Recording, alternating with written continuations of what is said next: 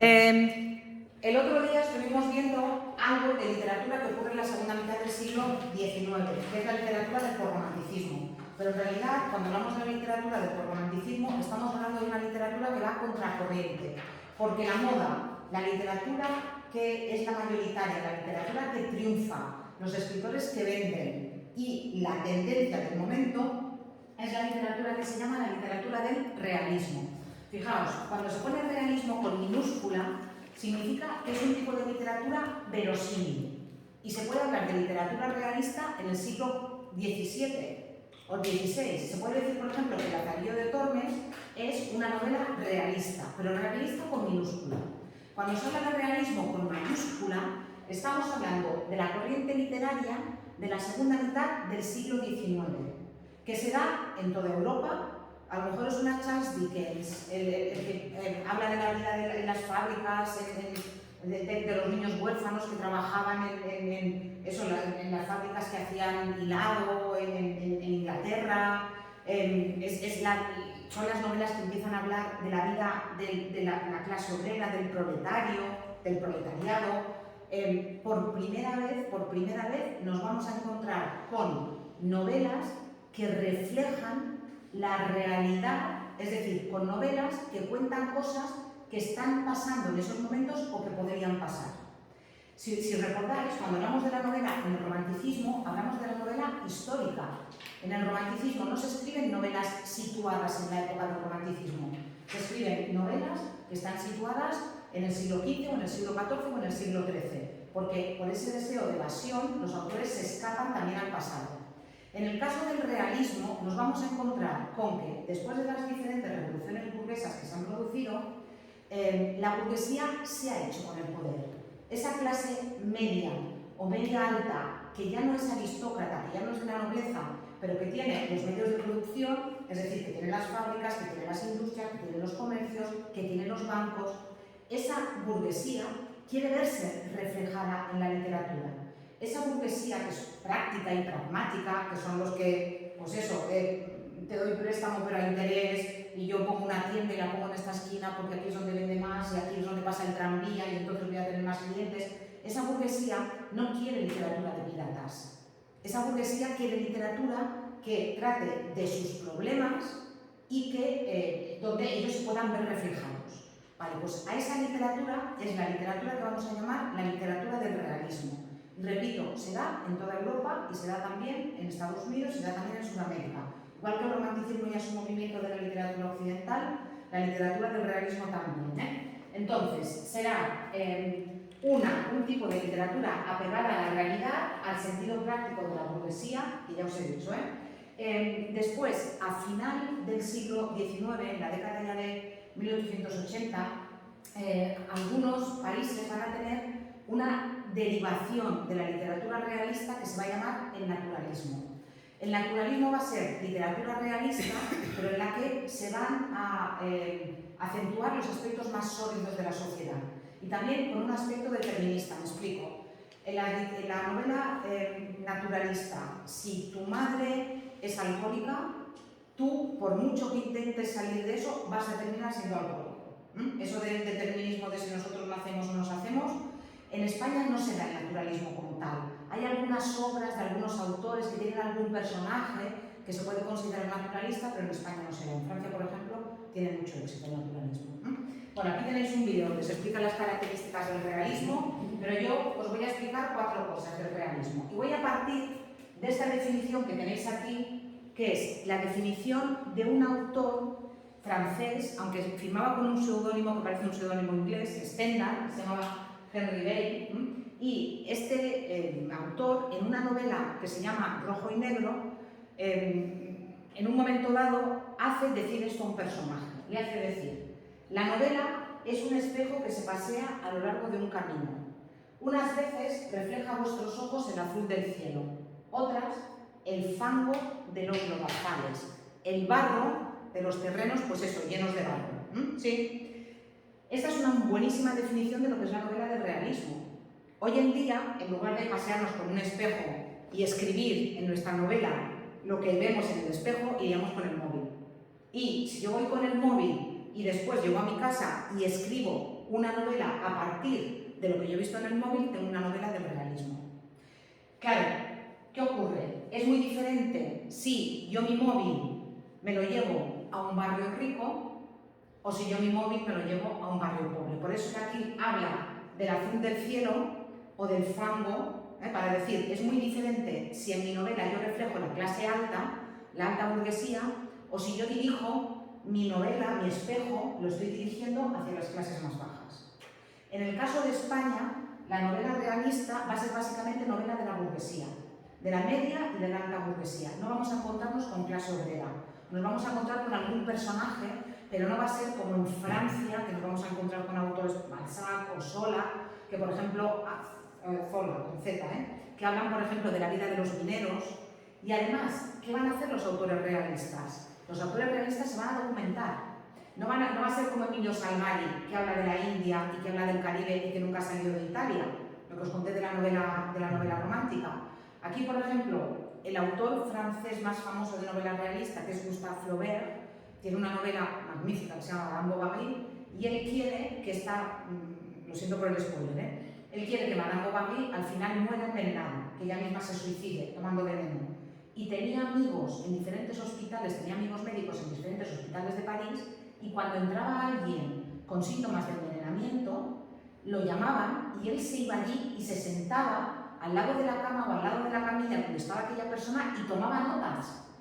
¿Qué ocurre? Que cuando tú ves a Madame Bovary muriéndose, tú la ves muriéndose. Porque el autor escribe de aquello que conoce, de aquello que sabe o de aquello sobre lo que se ha documentado. Y la sensación esa es, lo que me están contando es verdad. Que luego no es verdad porque es ficción, pero me lo están contando de una forma que a mí me resulta completamente verosímil. Eso es también un poco lo que hacen los actores. Ahora ya está un poco menos de moda, pero hay actores que yo que sé, que por ejemplo, tienen que hacer de una persona que está internada en un centro psiquiátrico y se van 15 días a un centro psiquiátrico y se hacen internar para ver cómo vive la gente en un centro psiquiátrico. Eso se llaman actores del método.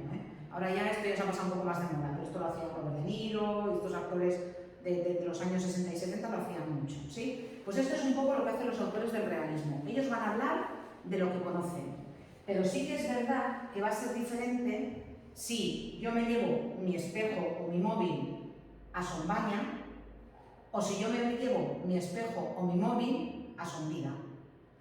Claro, si yo me lo llevo a Sombida, me va a salir una novela realista. Y es verdad que me voy a encontrar con algún personaje, pues las mujeres que limpian, los jardineros que ayudan en las tareas de las casas, pero me voy a encontrar con personajes básicamente, económicamente, en fin, solventes. Pero si yo me voy con mi móvil a Songoleo o a Sombaña, mi novela va a ser muy distinta. Y eso es lo que pasa con el realismo, que depende de a dónde miren los autores del realismo, van a salir novelas pues como las de Dickens, muy preocupado por los que menos tenían durante la Revolución Francesa, especialmente por los niños huérfanos, ¿sí? Por ejemplo, o me van a salir novelas como las de los escritores realistas en España, que se van a quedar siempre en esa clase media o media alta, dependiendo de los escritores. ¿Cuáles son las características del realismo? Pues un poco las que se deducen de lo que os he dicho. En primer lugar, observación y reproducción rigurosa de la realidad. El autor realista habla de aquello que conoce, de aquello que sabe. Y por eso, Clarín sitúa sus novelas en Asturias, porque él vive en Asturias, y Galdós sitúa sus novelas en Madrid, porque él vive en Madrid. Entonces, no van a hablar de países que no conocen o de lugares exóticos, y si alguna vez aparece así alguno de refilón de un personaje que va a París, es o porque han estado o porque se han documentado de verdad. Después, nos vamos a encontrar con una temática centrada en la vida cotidiana y fundamentalmente en la de la burguesía, en los problemas de esa clase media o media alta, que pueden ser los problemas que puede tener mucha gente hoy en día, los problemas económicos, de querer vivir por encima de sus posibilidades, una época en la que importaban muchísimo las apariencias. Entonces, esa clase media que quiere llegar a ser media alta y que a veces se gasta lo que no tiene en costureras o en un coche de caballos, ¿sí? Problemas de adulterio, problemas con los hijos, problemas políticos, de que me meto en un lío y que luego no sé cómo salir, y luego viene mi papá y me paga para sacarme del lío, en fin, ese tipo de cosas. Por tanto, problemas centrados básicamente en los problemas de la burguesía, textos en los problemas de la burguesía. Las mejores novelas realistas tienen intención crítica. Por ejemplo, Galdós habla de la burguesía, pero habla de la burguesía fundamentalmente con decepción. Galdós, que pertenece a esa clase media, es un hombre muy de izquierdas, diríamos hoy en día. Es un hombre que está mucho con el pueblo y con la gente que menos tiene. Y Galdós, de alguna manera, siente que para hacerse con el poder en las diferentes revoluciones burguesas, los burgueses se han apoyado en el pueblo, pues algo que pasa siempre. Pero una vez se han hecho con el poder, ¿qué han hecho? Les dan la patada y ahora voy a compartir contigo. Y Galdós se siente decepcionado por eso. Entonces, Galdós tiene un punto de vista muy crítico de la burguesía. Clarín, que será el otro gran autor de la literatura realista en España, lo mismo. O sea, Clarín, más que denunciar que la clase media se ha apoyado en la clase baja, Clarín lo que va a hacer va a ser denunciar la hipocresía de la burguesía. Esta fachada de todo está bien en casa, todo funciona bien y salimos aquí y luego por detrás nos estamos apuñalando, nos estamos engañando, nos estamos mintiendo, nos estamos haciendo todo el daño que podemos, pero luego nos damos 2 besos y todo, ¡ay, qué bien, qué bien, qué bien! Entonces, denuncian la buena novela, porque también hay novela realista como muy idealizada, pero la buena novela realista es esta novela que tiene esa función crítica de la sociedad, de los comportamientos o de los vicios, de los defectos. Muchas veces el novelista quiere ser objetivo. Por eso el novelista se pasea por un espejo, ¿sí? Pero como os he dicho, esa objetividad queda rota o queda en entredicho desde el momento en que el novelista puede dirigir el espejo a Sombaña o puede dirigir el espejo a Sombira. Y los escritores realistas normalmente dirigen el espejo a Sombira. Y si no a Sombira, al Paseo Mallorca, para entendernos. ¿Sí? Después, son novelas, 1000 páginas de novela, La Regenta, Fortunata y Jacinta, 1100 páginas de novela. Son novelones, muchas veces, la mayoría, que tienen una descripción detallada, minuciosa, de cómo va vestida la gente, de lo que hay en las casas, de lo que come la gente. Si alguien quiere saber lo que comía la gente en la segunda mitad del siglo XIX en España, se puede ir a un libro de historia, pero es muchísimo mejor que se lea las novelas de Galdós, porque tú ves allí cuándo se comía pollo, quién comía garbanzos, quién comía col, y cuando no había nada y se cazaban palomas y lo que comía la gente eran las palomas que cazaban. Sí, entonces, para ver eso, lo describen de forma muy minuciosa y muy detallada. Sí, son estas típicas novelas que cuando empiezan, por ejemplo, si estás situada en un salón, sabes exactamente cuántas mesitas hay, de qué color es el último tapetito de la mesita más pequeña que está allí, de qué color es el jarrón y cómo es el jarrón.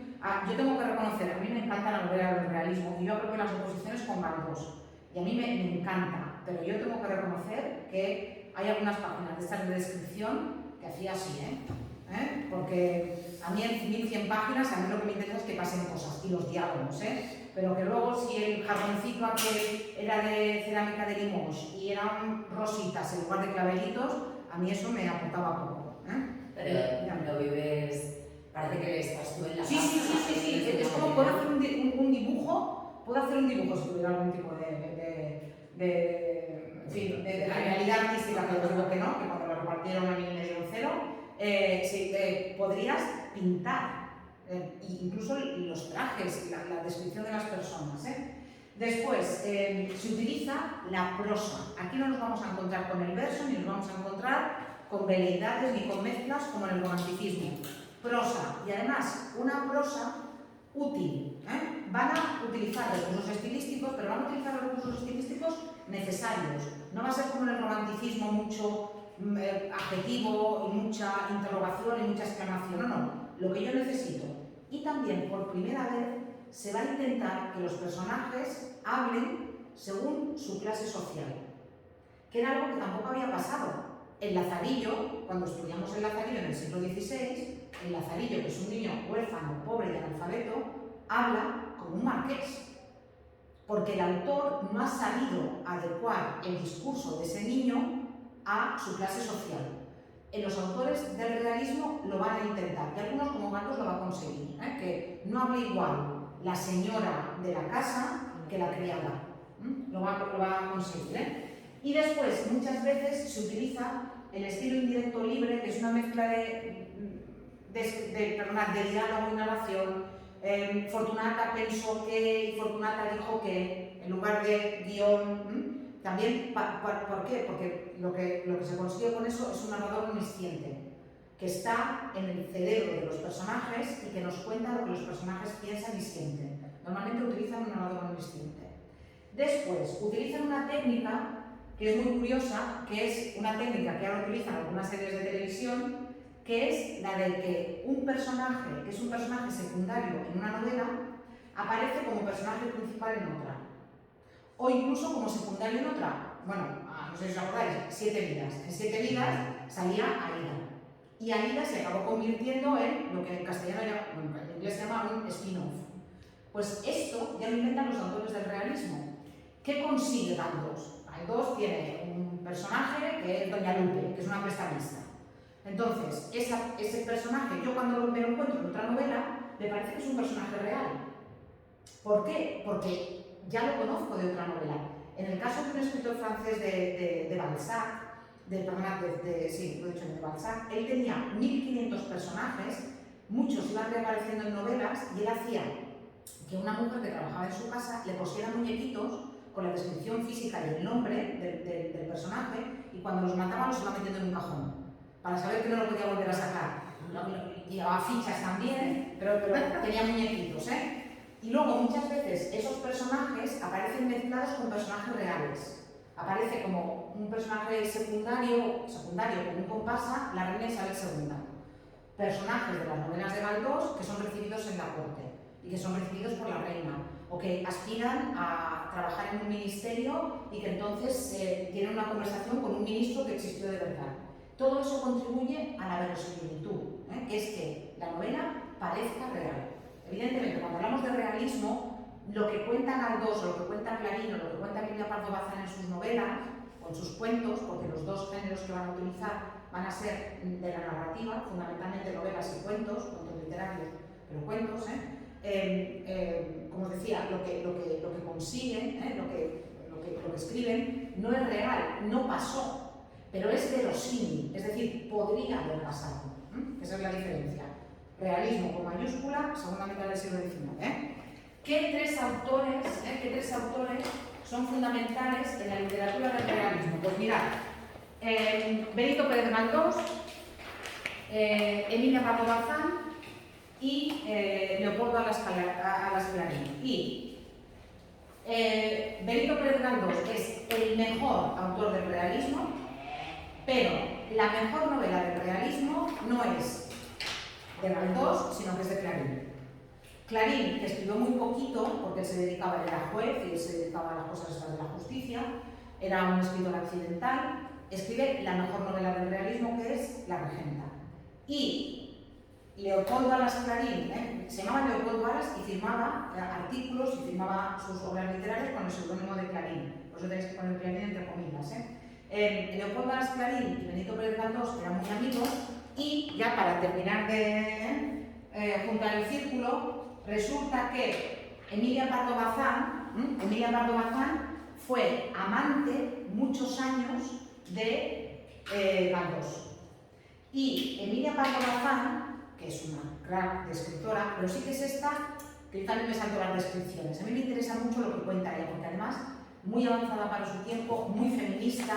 Esta venía de una familia muy rica, la habían educado muy bien, no había podido ir a la universidad porque las mujeres entonces no podían ir a la universidad, pero había tenido los mejores maestros, un padre y una madre que la educaron para triunfar en el mundo, se casó enamorada en su Galicia natal, pero cuando vio que el matrimonio no funcionaba bien, dejó al marido allí, se fue para Madrid y en Madrid se puso el mundo por monte.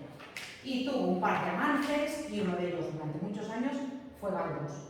Cuando ella quiso entrar en la Real Academia Española de la Lengua, que lo intentó en 2 ocasiones, la rechazaron las 2 veces por ser mujer.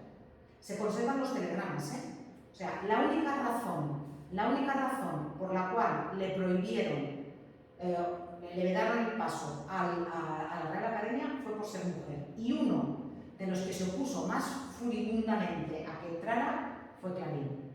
O sea, Clarín era amigo de Galdós, y Galdós era el novio barra amante de Emilia Pardo Bazán, dijo que de ninguna manera podía entrar una mujer. Y ella, que no pudo ir a la universidad, terminó siendo profesora en la universidad y resulta que se encontraba con las clases vacías. Los alumnos le hacían boicot y no iba nadie a sus clases, nadie, porque era mujer. O sea, todo el mundo le reconocía sus méritos literarios, todo el mundo decía que era una grandísima escritora, pero era mujer. Entonces, como era mujer, no tenía, había mujeres en la época que firmaban con el seudónimo con un seudónimo de un hombre, ella se negó. Además, también, a lo mejor os suena porque hace unos años, cuando se expropió el Pazo de Meirás a la familia Franco, el Pazo de Meirás, un pazo es una especie de posesión, pero en Galicia, una casa con tierras, normalmente una casa bastante rica. Entonces, el Pazo de Meirás era de ella, y la mujer de Franco, bueno, ya murió, y luego vino la guerra civil y todo eso, y la mujer de Franco quería que aquel pazo fuera para ellos, y consiguieron que el pueblo se lo regalara, en fin. En fin, una donación voluntaria, que encima la gente lo tuvo que pagar, Y resulta que hace unos 3 o 4 años el gobierno español consiguió que el Pazo volviera a ser otra vez el pueblo al que la familia Franco se lo había expropiado. Y allí aparecieron, todavía guardadas, algunas cartas que se intercambiaban Galdós y ella, y eran unas cartas bastante erótico-festivas, O sea, eran unas cartas que uno piensa que los escritores tal, pero tenían una vida sexual, y ella la verdad, estoy muy políticamente poco correcto, pero lo voy a decir, ella la verdad es que físicamente no era nada graciada, no era nada graciada, pero era una mujer, ya os digo, que se puso el mundo por montera, y sí, una mujer empoderada, y tiene muchas historias, como la que tenéis aquí, por ejemplo, que a mí me gustaría que lo leáis para el próximo día, que se llama El encaje roto, que trata de muchas cuestiones que hoy en día son cuestiones candentes. Entonces, el miércoles terminaremos con los autores del realismo. Yo voy a colgar el vídeo de todas maneras, que ya lo tengo hecho, el vídeo de los autores del realismo. Pero sí que me gustaría que para el miércoles leyerais El encaje roto, porque lo vamos a comentar en clase. Y veréis qué tema trata y veréis cómo lo trata. Y así tenéis también aquí un ejemplo de literatura realista. Yo os colgaré el vídeo con la explicación de Galdós, la explicación de Clarín y la explicación de Emilia Pardo Bazán. Pero el miércoles haremos un repaso rápido, comentaremos el cuento y después también iremos al resumen que tenéis, que luego tenéis un cuadro resumen de comparación entre el realismo y el naturalismo. Sí. De todas formas, ya, una vez os cuelgue el vídeo, si queréis podéis hacer la actividad de evaluable 2. Y también la actividad de refuerzo, creo que es la 4, que es de la literatura del realismo. Sí,